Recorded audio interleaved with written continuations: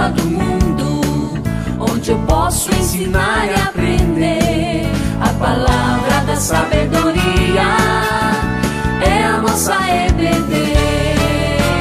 Deus é o nosso diretor, o Espírito Santo nosso professor. A Bíblia é a cartilha que ensina o caminho, a verdade. Bom dia, bom dia. Então tá bom. Vamos começar a lição de hoje. Nós vamos estudar hoje sobre o quê?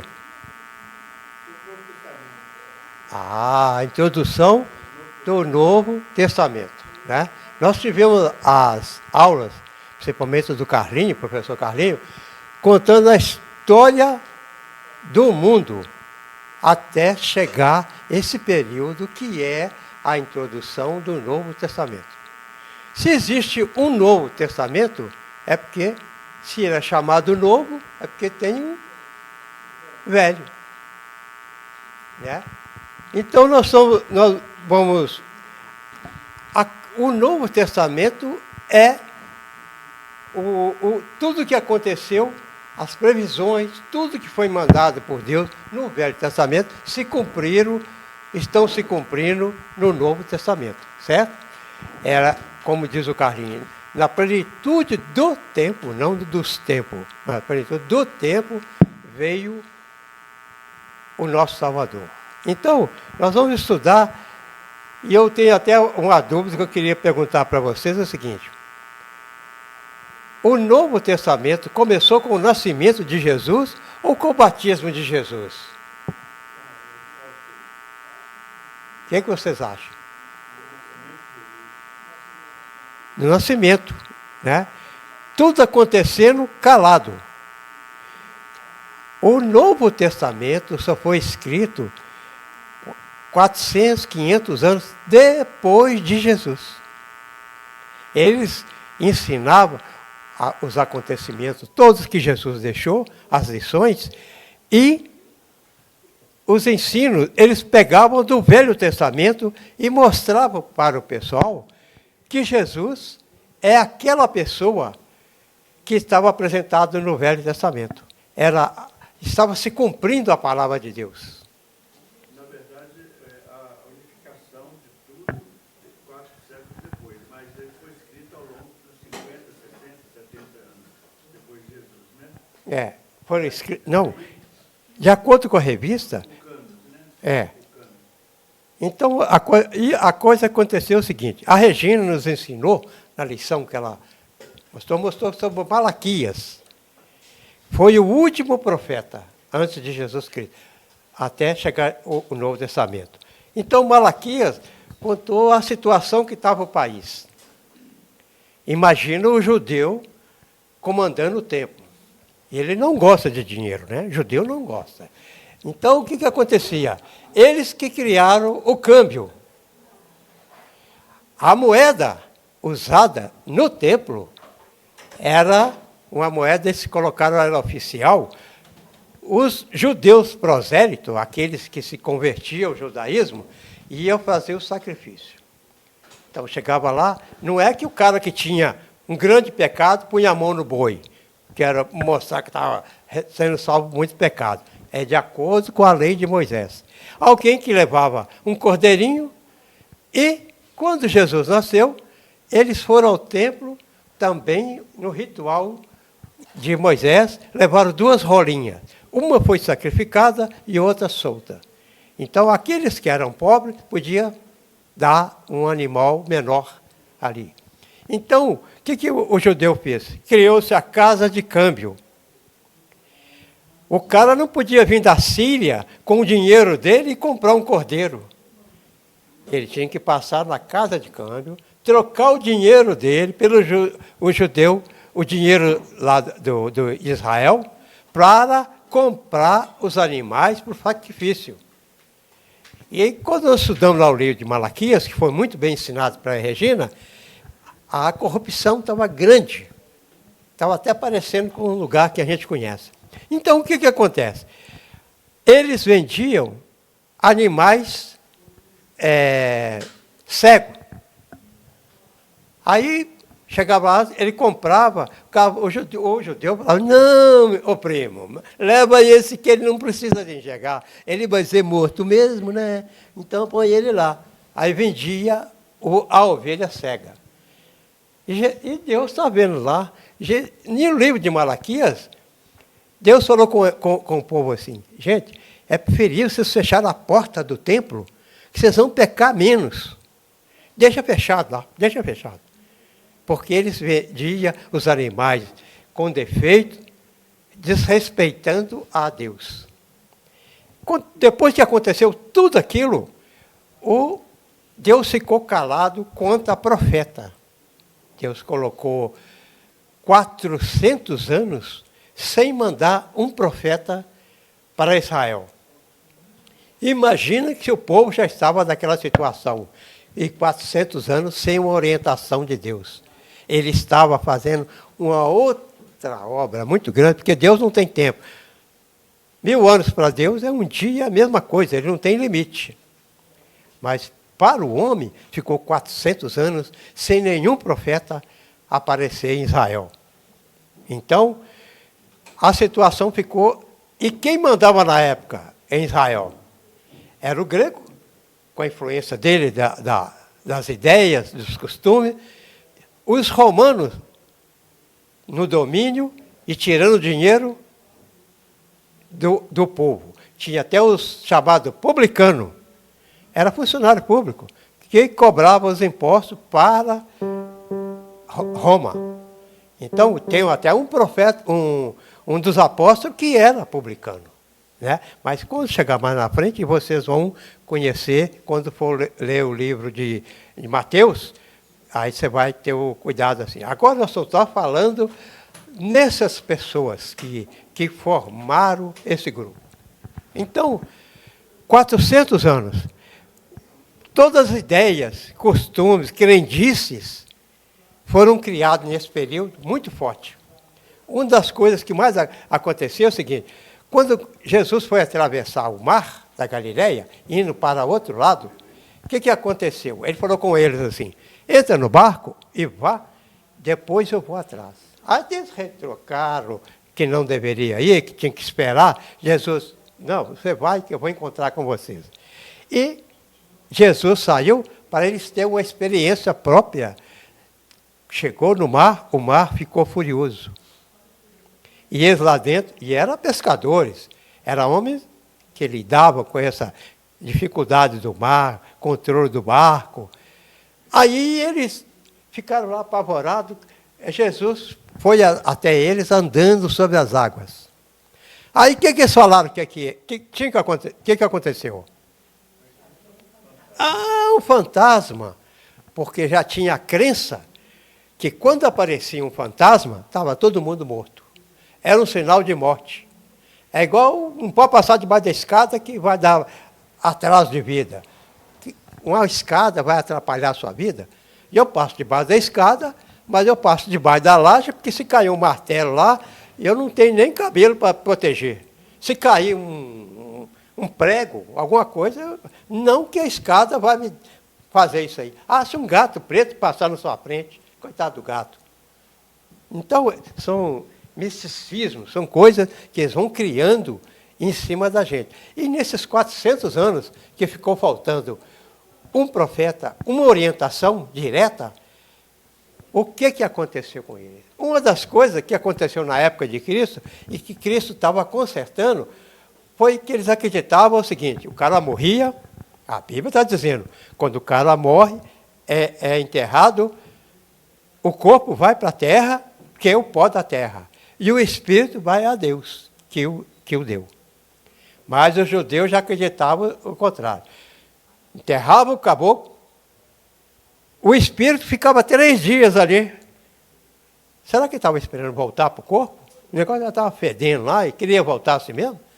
Aí Jesus apareceu no 4º dia, no caso do Lázaro.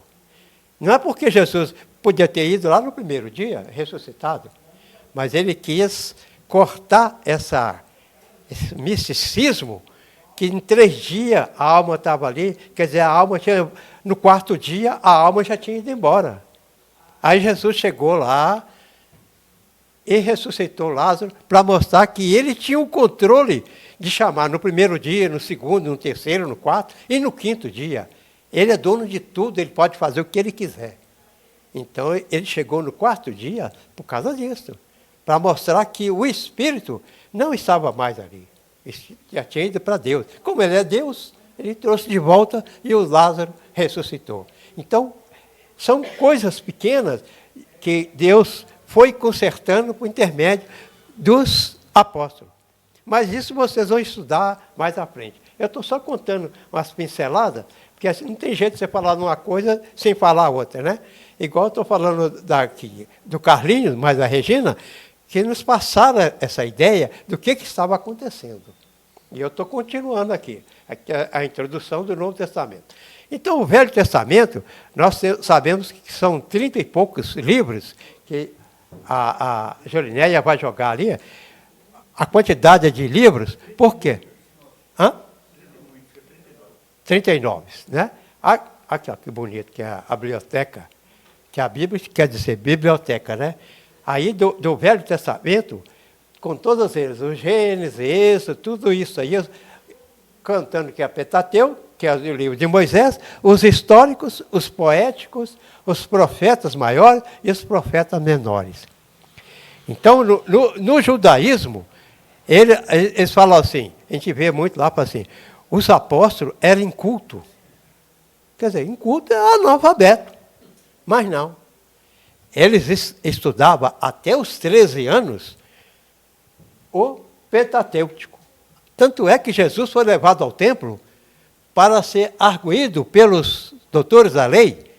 Aquele negócio, eles esqueceram Jesus lá. É um fato muito... Se for levar o menino lá, tem um nome em judaico, que eu não sei aqui pronunciar, que é a preparação, ele sabe de cor, até hoje, o Pentateuco. Ele é arguído lá, tanto é que eles ficaram maravilhados com Jesus, que eles fizeram o quê? Não deixaram ele sair, não.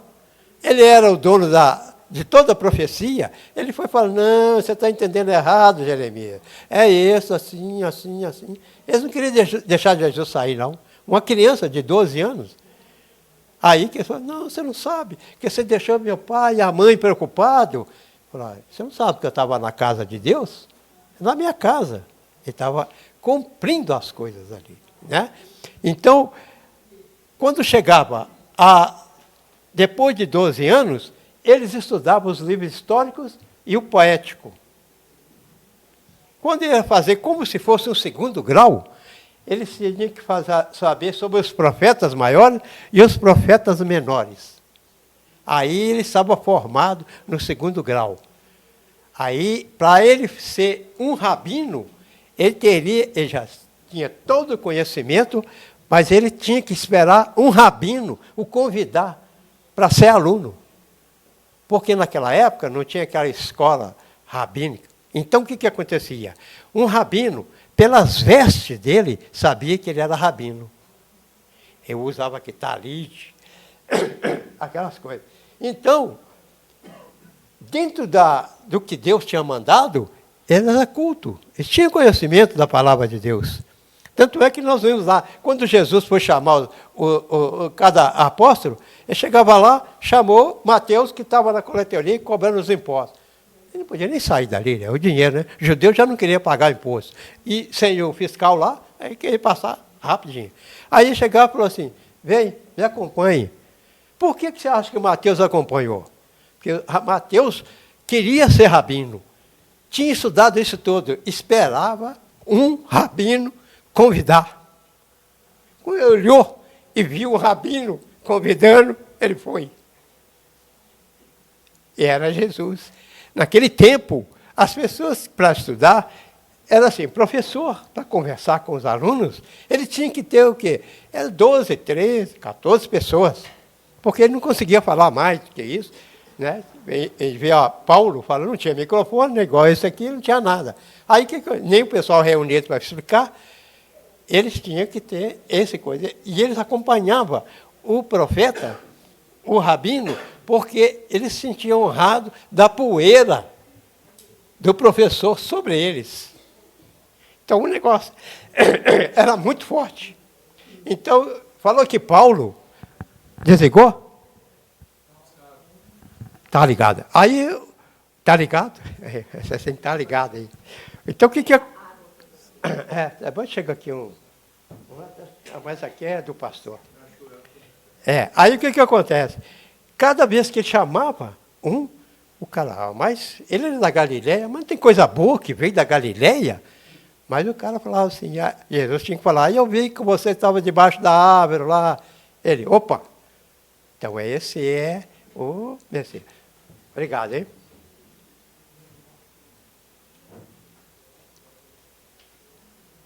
Então, uma coisa é ligada à outra. Nós temos o exemplo de Paulo, foi criado aos pés de Gamaliel. O que quer dizer? Era um grande rabino que ensinava na escadaria do templo.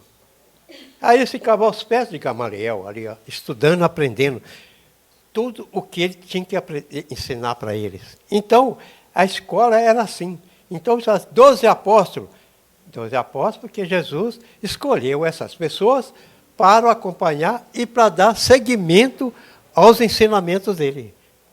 Né? Então, nós vamos ver que quando Jesus foi aparecer, ele tinha 30 anos de idade. Então, nós falamos que o Novo Testamento começou no nascimento de Jesus, porque aí foi o reino dos céus implantado na terra, depois de 400 anos. E João Batista, naquela época, são 6 meses mais velhos do que Jesus.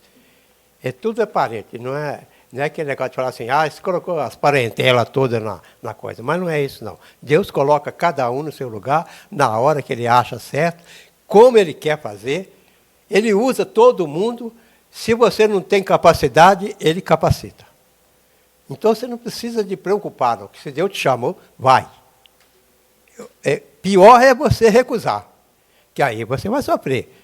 Ele vai pegar outro para fazer o serviço, mas você não vai ser feliz, ter tranquilidade na sua vida, vai ficar muito quieto, preocupado, porque eu conheço pessoas que foi chamado para ser pastor, chamado do ministério e recusou. Deus abençoa, continua abençoando, protegendo, guardando, mas ele, no íntimo, ele sente a falta de não escutar a voz de Deus, né? Porque tem gente que é chamado, né? Tem gente que até vai, ele não foi nem assobiado, ele vai assim mesmo, né? Gosta do trabalho do pastor e tem boa qualidade para ensinar, tem conhecimento e continua. Aí fracassa aqui, fracassa ali, mas vai tocando o barco. Mas aí, naquela época, a influência que eu te falei, que era do grego e dos romanos, e o judeu para comunicar, fazer dinheiro, ele criou uma lei, uma linguagem que chama koiné. Aí é o Carlinhos ensinou. Koiné é uma mistura lá, um dialeto comum entre grego, hebraico, a coisa toda lá, que ele precisava de comunicar. E o negócio deu tão certo que até o soldado romano falava koiné, que é um meio de comunicar. Então, essa língua koiné foi muito bom para o evangelismo. Porque, por intermédio dele, o soldado romano era destacado. Não, você vai agora lá para Iberité. Aí o cara chegava lá em Iberité, o cara falava grego, romano, falava toda aquela confusão, mas aí falava koiné, achava todo mundo falando koiné lá, que era a língua comum, popular da época. Então, nós temos aqui, a revista nos diz o seguinte, as línguas na época faladas eram o latim, o grego, né? O grego clássico, cada um que quer mostrar a situação dele, né? Falta de educação, lambendo os dedos aqui, mas tudo bem. Aí vem aqui o aramaico, que era como se fosse hoje o mineirês. Era a língua falada em Minas Gerais, né? Que tem do Nordeste, tem com cacuete, o jeito de falar. E então o aramaico era usado direto pelo povo. Era mais comum do que falar o hebraico, que era mais complicado. Quem falava o hebraico era elite. Era o sinédrio, era o rei Herodes, ele falava. E aprendeu a falar latim por causa dos romanos, né? Mas eles também falavam latim para conversar com os romanos. E a pessoa, quem está mandando, ele quer que o cara converse com ele na língua dele. Ele está mandando. Fala, não, você aprende o latim, aí que eu não converso com você, não. Aí o cara tinha que aprender para conversar com a autoridade. Então, essa camada que era política e era religiosa, que comandava, eles sabiam falar. Mas o povão falava koiné. O koiné, quando eles encontravam com o grego, falava koiné, o grego entendia, dava tudo certo. Quando eles falavam com o judeu, ele podia falar em hebraico ou então aramaico, se comunicava. Aí não tinha esse problema. Mas o resto era tudo koiné. Tem umas informações aqui, e falando sobre a religião, falando o seguinte, que na época, quem comandava o governo, o caso dos romanos, tinha condescendência com o judeu, deixava o judeu praticar sua religião. Eles queriam era dinheiro, era imposto. Né? Então ele fazia o seguinte, deixava eles praticar sua religião, enquanto isso, com a religião sendo praticada, o povo estava calmo, estava tranquilo, ele não queria confusão. Né? Enquanto isso, eles criavam estradas para passar as tropas, para deslocar, para fazer, criaram até um correio para eles se comunicar. Aí tem até um ditado que diz assim, toda estrada vai a Roma. Né? Vocês já ouviram falar isso. Todo caminho leva a Roma. Quer dizer, o cara pegava aquele caminho pavimentado, ele ia chegar em Roma, chegar num lugar, vai para Roma, e chegava em Roma. Porque o romano fazia isso aí e aproveitava, todas as notícias chegavam em Roma. Porque o cara, chega lá, o chefão lá da milícia lá, chegava lá, o que está acontecendo aqui na carta? Está falando aqui que está tendo uma revolta lá no Sudão. Então nós temos que deslocar uma tropa para lá. Quem é que está lá? Aí eles sabiam o que estava acontecendo em todo lugar, onde eles tinham atacado, tinham dominado. Então, parece que hoje, o sistema hoje é mais ou menos igual, copiado pelos Estados Unidos, né, que é a maior potência, que tem os embaixadores e o pessoal aqui. Hoje tem o Telex, a Telex já até passou. Agora é WhatsApp e tal, aquele negócio avançado, e informa para ele o que está acontecendo. Aí ele fica sabendo, isso está acontecendo lá. Minas Gerais, os mineiros lá, se juntar 3 mineiros, faz uma revolução. Então o negócio tem que ficar de olho nesse pessoal. Né? Toda revolução começa lá de Minas. Vamos botar esse pessoal de olho de cima dele, vamos cuidar mais lá desse pessoal. E Roma era a mesma coisa. Eles queriam era dinheiro, receber dinheiro. Então eles fizeram isso aí. O Novo Testamento é composto um conjunto de livros inspirados por Deus, cuja ênfase é a revelação do plano divino. Essa revelação não se limita ao ministério terreno de Jesus, mas compreende o período posterior à sua ressurreição. Então, não se conta a história só da vida de Jesus, mas tem posteriormente o que ficou, o que os apóstolos ensinaram. Então, ele não é composto, eles falaram, tem lá, todos os livros lá, que você pode mostrar o Novo Testamento aí para nós, aí, com os livros? A tabela, eu não tenho nem livro, é tabela. Aí, ó.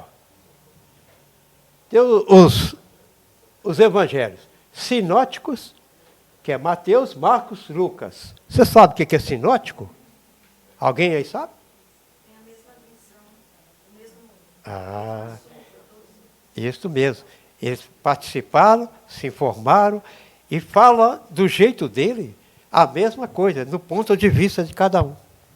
Só no caso aqui, ó, João, que está ali, ó, João, e o histórico aqui, que é Atos. Então, João, se você pegar aqui, ó, o que deixou escrito, Mateus, Marcos e Lucas. Quem foi apóstolo aí? Só Mateus. O primeiro livro a ser escrito do Novo Testamento foi o livro de Marcos. Marcos era parente de Pedro. Aí ele ficava conversando com Pedro: Pedro, como é que aconteceu? Pedro, como é que é isso? E Pedro foi falando com ele: aconteceu isso, Jesus fez isso e tal. Marcos foi escrevendo. Aí foi o primeiro evangelho a ser colocado, por escrito e enviado às igrejas, foi em Marcos. Né? Depois, Mateus e Lucas. Lucas era o médico de quem? Paulo. Paulo nem conhecia nada disso não. Ó. Paulo aqui estava fora disso aqui. Ó. Só depois da conversão dele que ele entrou na história. Ele aqui nem está aqui. Então, João era o apóstolo amigo de Jesus, né? Aquele amado por Jesus. Então, ele estava presente em tudo. Foi o último apóstolo a morrer. Morreu de morte natural. Que vocês vão estudar na outra lição, quando estiver falando sobre Atos dos Apóstolos. Aí nós vamos entrar nisso aí, saber quem foi cada um em qual lugar. Depois, nós temos aqui as epístolas, que é paulinas. Quer dizer, foi Paulo quem escreveu. Eles têm uma dificuldade aqui, se é Paulo ou não, que escreveu o livro de Hebreus. Mas tem tudo leva a crer que foi ele que escreveu. Tinha outras pessoas também que tinham conhecimento para entrar no cano. Escreveu Tiago, 1 e 2 Pedro, 1 e 2 e 3 de João, Judas escreveu, e o último livro, que é de Apocalipse. Que todo mundo, qual é o fim do mundo? Vai acabar. Não, é a revelação. O que Deus quis mostrar para todo o povo e, principalmente, para os salvos da segurança, é o Apocalipse que foi escrito por João, na ilha de Patmos. Né? Então, esses aqui, nas cartas paulinas, nós temos elas como 1º e 2 Timóteo e Tito, são pastorais. Eles ensinando, ele preparando para ser um pastor na igreja. E uma pessoal, que foi escrita a Filemão, quando ele quis falar por causa daquele escravo que se tinha convertido, ele estava pedindo para ele. Então, esse é bem pessoal para o caso dele. Então, esses foram os livros que são fatos aqui, que acontecem hoje em dia, na nossa Bíblia. Aí chegava a carta de Mateus, o que Mateus tinha escrito, Mateus mandava para várias igrejas. Lucas mandava para todas as igrejas conhecidas, comunidades. Quando eles fizeram um encontro para saber qual que seria essas pessoas, esses livros que deveriam fazer parte do Novo Testamento, eles reuniram e falaram assim, aí em 7 de agosto você lê o quê? Nós estamos aqui lendo as orientações de Mateus. Aí, São José da Lapa, aqui também lê Mateus. Então eles foram pegando e falando assim, não, Mateus é um livro que já é lido em toda a comunidade. Os outros, Marcos, a Lucas foi um que fez um relato, inclusive, excelente. Ele foi falar tudo sobre Jesus. A coisa é que a data do nascimento de Jesus, a gente fica falando, por que ele não escreveu a data de nascimento? Jesus não quis deixar ele falar qual que seria a data. Porque quando ele escreveu isso aí, ele escreveu sobre Maria. Ele esteve com Maria, conversando com ela. Maria, o que aconteceu lá? Vocês foram lá por quê? Ele fez uma minúcia muito grande quando foi estudar o livro de Lucas lá. Você vai ler o evangelho dele, ele relata coisa que ele pesquisou. Você acha que ele não perguntou que dia que foi que Jesus nasceu? Perguntou. Mas não era de interesse de Deus que se colocasse a data do nascimento de Jesus. Que Deus age de uma forma muito diferente do que a nossa. Ele não está preocupado de comemorar o aniversário dele. Ele está preocupado que o Salvador chegou e o reino de Deus foi implantado. E que ele é o Filho de Deus. Isso que é o supra-suma, o melhor da coisa. Não é saber que Jesus nasceu em outubro. Eu já tive o calendário, que ele nasceu mais ou menos 6 meses depois de João, tem os caras pesquisadores, né, que querem saber até o signo dele. E, isso aqui e tal. Os caras loucos. Aí dizem que foi de setembro a outubro, o mês que ele nasceu. Porque nosso calendário juliano é diferente do judaico. Então, um entra no mês aqui do outro, aquela coisa toda, possivelmente no mês de setembro e outubro. Que nós sabemos que não era neve, porque os pastores estavam no campo. Quer dizer, o cara não ia ficar no gelo lá, tremendo lá, tomando conta de ovelha que já tinha morrido lá de gelo. Seria uma noite bonita. Tinha estrela. Então o tempo não estava ruim, não, para acontecer tudo aquilo. Então, dá umas dicas. Não diz o dia. Né? Aquela noite, aconteceu isso. Já mostrou muita coisa. Os anjos falando com pastores, os anjos fazendo isso. Né? Chamando para confirmar que Jesus tinha nascido. Ali estava o Filho de Deus, que é o autor de toda a Bíblia, e estava começando o Novo Testamento.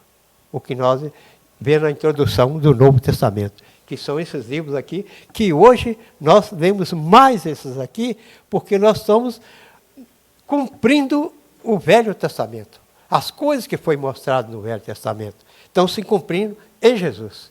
Por isso que ele falou assim, eu vim, não foi para acabar com a lei, não, mas para cumprir. Eu vim cumprir, eu tinha que fazer tudo isso aí. Se ele não fizesse isso e dizer, está consumado, estava tudo perdido. Se lá no Getsemane, ele falasse assim, não, pai, eu não quero passar por esse negócio, não, está muito ruim, está difícil. Eu falo com os pessoais, não me entendem, eu não quero, não. Pode, passa a régua aí, me leva para o céu, que eu não quero isso, não. Né? E ele não fez isso, ele segurou até o final para nos dar vida. E interessante que, quando foi estudar o livro de Marcos, que foi um dos evangelistas, tem uma pequena coisa lá, pequena porque diz o seguinte, que Marcos estava presente na hora que prenderam Jesus. Não sei se vocês já leram isso lá no livro de Marcos. Era um jovem que estava com um cobertor em volta nele. Aí alguém pegou, tirou e saiu nu correndo. Pelo menos ele viu aquela confusão lá.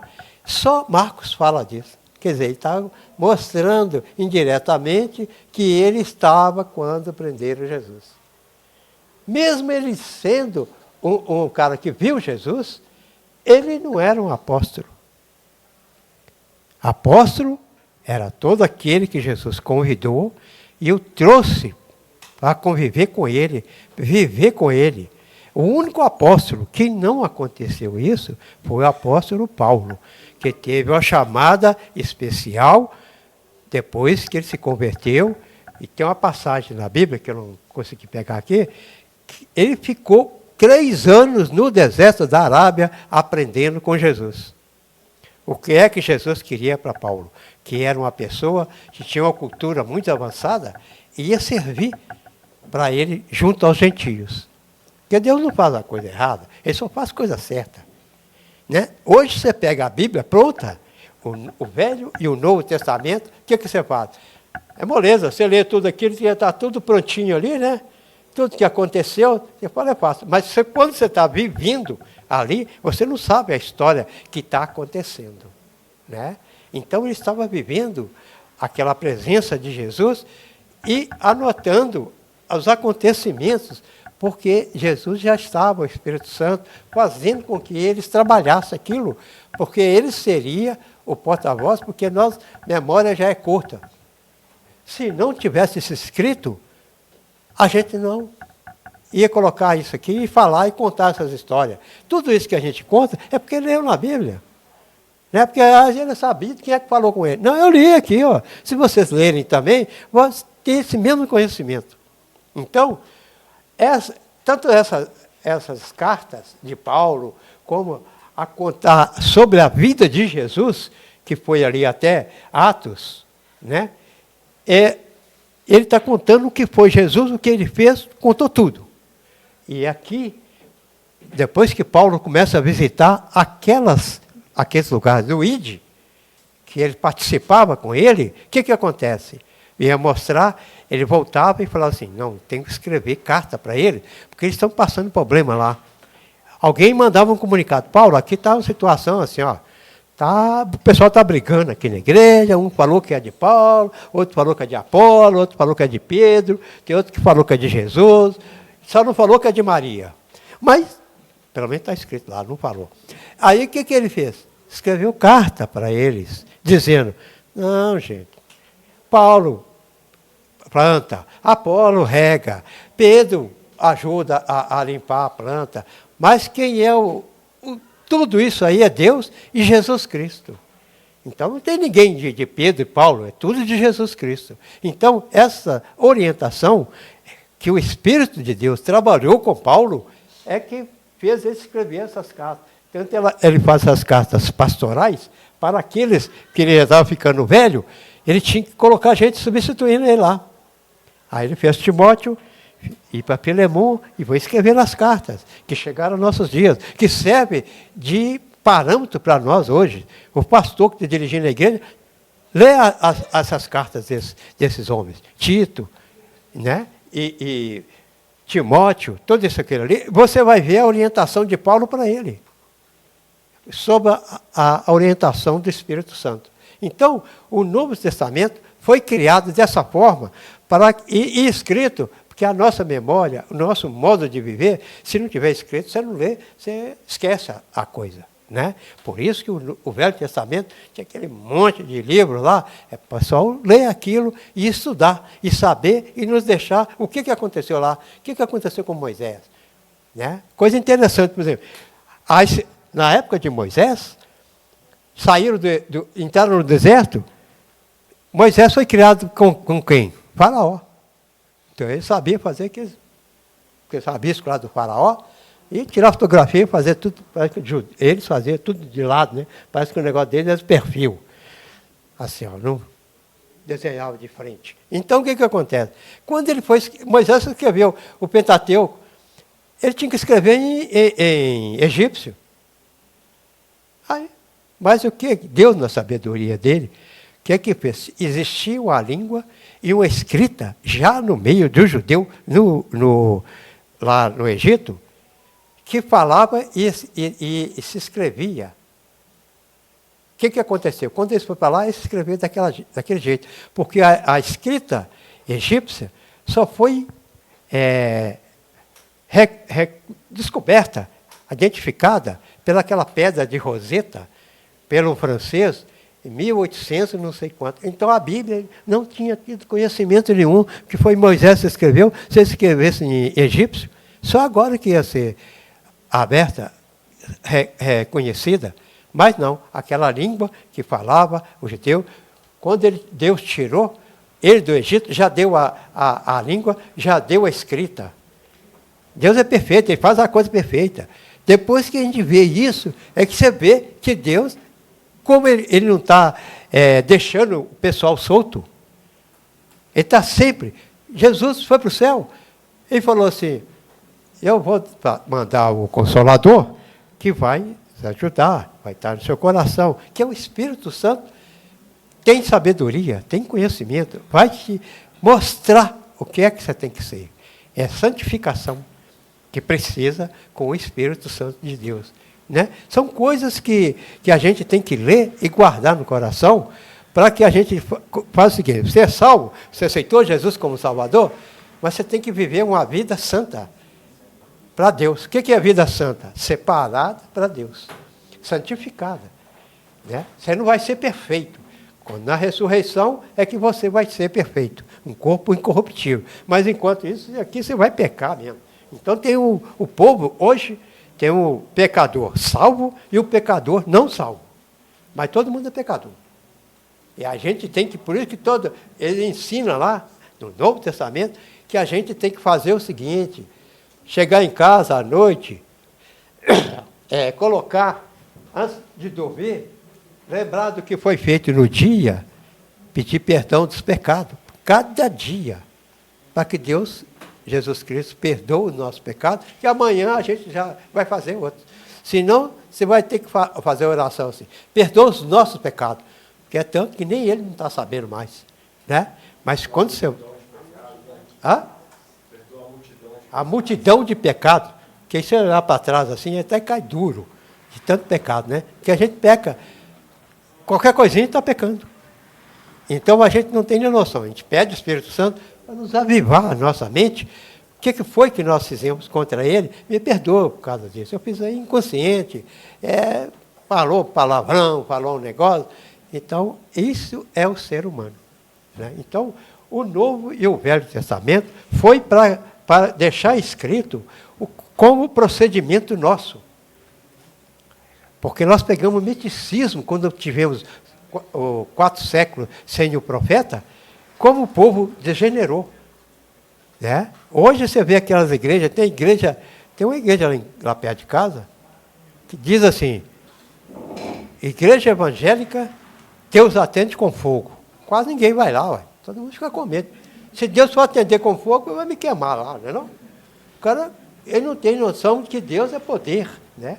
É um fogo de poder, aquilo ali. Mas o cara que não conhece a Bíblia, aí você chega perto do cara e fala assim, você quer ser salvo? Cara, não estou entendendo esse cara, não. Não tem nada aqui, né, para me matar, né? Ó, Jesus te salva. Salva de quê, gente? Ele não sabe, porque ele não tem o conhecimento, a linguagem espiritual. Ele não tem o conhecimento depois que ele vai conhecer a salvação espiritual, que ele vai poder modificar com o Espírito Santo, orientando a ser uma pessoa dedicada a Deus. Né? Porque aí não adianta você falar assim, eu converti, estou naquela igreja ali, agora eu sou santo, e não sei. Tá não. Não há um justo que falar com Jesus, né? Ô justo, ele fala, justo é só Deus que está no céu. Então, essa é a história do Velho e o Novo Testamento. É por deixar, por herança, por escrito, para a nossa comodidade, não fugir do caminho que Deus traçou para todos nós. Então, nós temos que ler o Novo Testamento, o Velho Testamento, porque o Velho Testamento é que nos diz, mostrando o que é pecado. O cara não sabia o que era pecado. Matar é pecado. Matar é pecado. Só o Velho Testamento ensinou. E Jesus ensina lá que não devemos matar. Ele não negou nada daquilo. Só disse que você tem que ler aquilo e aprender. Né? Nosso tempo está avançado ali. E alguém tiver alguma pergunta, se eu souber responder, também, né? Ou eu vou cometer um pecado aqui, né? Então, vocês podem perguntar. Alguém tem alguma pergunta? Nossa, fui salvo aí. Então, se tiver muita pergunta, pergunta ao pastor. Ele sabe, né? Ele tem conhecimento. Eu quero agradecer a vocês, uns que chegaram mais atrasados um pouquinho, que nós estávamos falando sobre o Novo Testamento. Leia bastante o Novo Testamento. Leia os Evangelhos. Que Deus abençoe vocês. Deus é o nosso diretor, o Espírito Santo, nosso professor. A Bíblia é a cartilha que ensina